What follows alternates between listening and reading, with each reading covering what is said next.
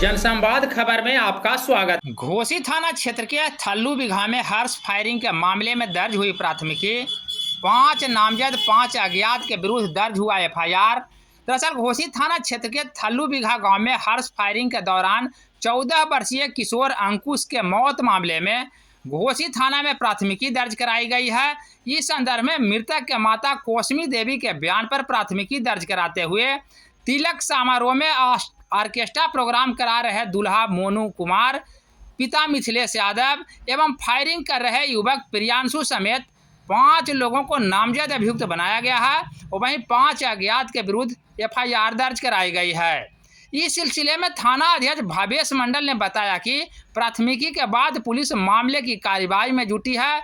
वहीं दूसरी तरफ सोशल मीडिया पर हर्ष फायरिंग का वीडियो भी वायरल हो रहा है, जिसके आधार पर पुलिस घटना में शामिल लोगों के विरुद्ध शिकंजा कसने में जुटी है।